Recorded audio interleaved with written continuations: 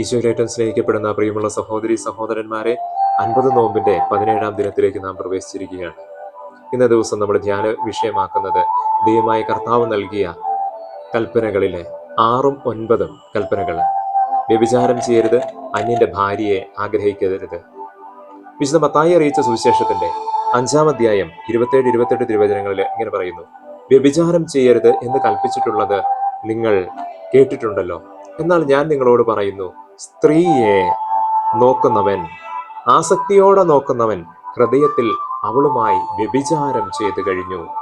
ഈശോയിൽ പ്രിയമുള്ളവരെ, നമുക്ക് മോഹത്തോടെ, ജഡികാസക്തിയോടെ സ്ത്രീയെ നോക്കിയാൽ, സ്ത്രീ പുരുഷനെ നോക്കിക്കഴിഞ്ഞാൽ അത് പാപമായി മാറുമെന്ന് ഈശോനാഥൻ പറയുക.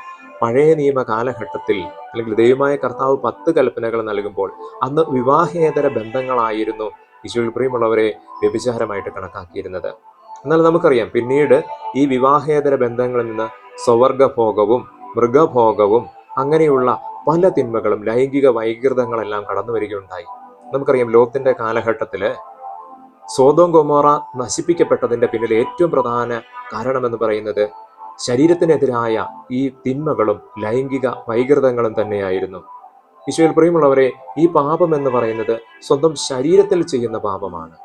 ആ പാപത്തെ ഒരിക്കലും ഈശോ ഇഷ്ടപ്പെടുന്നില്ല, ദൈവം ഇഷ്ടപ്പെടുന്നില്ല. 1 കൊറിന്തോസ് 6-ാം അധ്യായത്തിന്റെ 18-19 തിരുവചനങ്ങൾ ഇങ്ങനെയാ പറയുന്നത്: വ്യഭിചാരത്തിൽ നിന്ന് ഓടിയകലുവിൻ. മനുഷ്യൻ ചെയ്യുന്ന മറ്റു പാപങ്ങളെല്ലാം ശരീരത്തിന് വെളിയിലാണ്. വ്യഭിചാരം ചെയ്യുന്നവനാകട്ടെ സ്വന്തം ശരീരത്തിനെതിരായി പാപം ചെയ്യുന്നു. നിങ്ങളിൽ വസിക്കുന്ന ദൈവദത്തമായ പരിശുദ്ധാത്മാവിന്റെ ആലയമാണ് നിങ്ങളുടെ ശരീരമെന്ന് നിങ്ങൾക്ക് അറിഞ്ഞുകൂടെ? നിങ്ങൾ നിങ്ങളുടെ സ്വന്തമല്ല, നിങ്ങൾ വിലയ്ക്ക് വാങ്ങപ്പെട്ടവരാണ്. ആകയാൽ നിങ്ങളുടെ ശരീരത്തിൽ ദൈവത്തെ മഹത്വപ്പെടുത്തുവിൻ. ഈശോയിൽ പ്രിയമുള്ളവരെ, ദൈവത്തിന്റെ ആലയമായ നമ്മുടെ ശരീരം, അതിനെ പാപങ്ങൾ കൊണ്ട് മലിനമാക്കുന്നത് നമ്മുടെ ഈശോയ്ക്ക് ഒട്ടും ഇഷ്ടമില്ല എന്ന് തന്നെ നമ്മൾ മനസ്സിലാക്കണം. അതുകൊണ്ട് മോഹമെന്ന പാപം ഉണ്ടാകരുത്, ലൈംഗിക വൈകൃതങ്ങൾ ഉണ്ടാകരുത്, സ്വയംഭോഗവും സ്വവർഗഭോഗവും മൃഗഭോഗവും അങ്ങനെയുള്ള തിന്മകൾ ഉണ്ടാകരുത്, ഡേറ്റിംഗ്, ലിവിങ് ടുഗദർ ഇങ്ങനെയുള്ള ജഡത്തിന്റെ തിന്മകൾ ഉണ്ടാകരുത്. ഈശോയിൽ പ്രിയമുള്ളവരെ, ഇങ്ങനെയുള്ളവർ ദൈവരാജ്യം അവകാശമാക്കുകയില്ല എന്ന് പൗലോസ് കൊറിന്തോസിലെ സഭയ്ക്ക് എഴുതിയ 1-ാം ലേഖനത്തിന്റെ 6-ാം അധ്യായത്തിൽ 9-10 തിരുവചനങ്ങളിൽ പറയുന്നുണ്ട്. അത് പൂർണ്ണമായിട്ട് വായിക്കുന്നില്ല.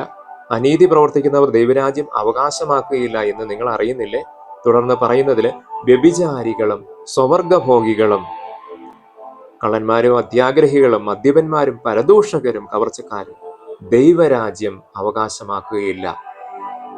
ദൈവരാജ്യം ലഭിക്കാതിരിക്കാനായിട്ടുള്ള ഏറ്റവും വലിയ തിന്മയാണ് വ്യഭിചാരം, അല്ലെങ്കിൽ ജഡമോഹം, ജഡത്തിന്റെ തിന്മകൾ എന്ന് പറയുന്നത്. പൗലോസ്ലിഹായുടെ ഈ ലേഖനത്തില് 1 കൊറിന്തോസിലെ സഭയ്ക്ക് എഴുതിയ ലേഖനത്തിന്റെ 3-ാം അധ്യായം 16-17 തിരുവചനങ്ങളും ഇങ്ങനെ പറയുന്നുണ്ട്: നിങ്ങൾ ദൈവത്തിന്റെ ആലയമാണെന്നും ദൈവാത്മാവ് നിങ്ങളിൽ വസിക്കുന്നെന്നും നിങ്ങൾ അറിയുന്നില്ലേ?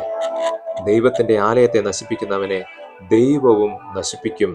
എന്തെന്നാൽ ദൈവത്തിന്റെ ആലയം പരിശുദ്ധമാണ്, ആ ആലയം നിങ്ങൾ തന്നെ. ഈശോയിൽ പ്രിയമുള്ളവരെ, ദൈവത്തിന്റെ ആലയമായ നമ്മുടെ ശരീരത്തെ ജഡത്തിന്റെ തിന്മകൾ കൊണ്ട്, ലൈംഗിക തിന്മകൾ കൊണ്ട്, വ്യഭിചാരം കൊണ്ട് അശുദ്ധമാക്കാതിരിക്കാൻ, അത് വിചാരം കൊണ്ട്, വാക്കുകൊണ്ട്, പ്രവൃത്തി കൊണ്ട്, ഉപേക്ഷ കൊണ്ട് ഈ തിന്മയുടെ മേഖല നമ്മുടെ ജീവിതത്തിൽ കടന്നു വരാതിരിക്കാനായിട്ട് നമുക്ക് ആഗ്രഹിക്കാം, പ്രാർത്ഥിക്കാം. ശരീരത്തിന്റെ വിശുദ്ധി പാലിക്കാനായിട്ട് ഏറ്റവും തീഷ്ണതയോടെ പരിശ്രമിക്കാം. നല്ല ഈശോ നമ്മെ എല്ലാവരെയും സമൃദ്ധമായിട്ട് അനുഗ്രഹിക്കട്ടെ. വിശുദ്ധിയിൽ ജീവിക്കാനായിട്ടുള്ള കൃപ നമുക്ക് നൽകട്ടെ. ആമേൻ.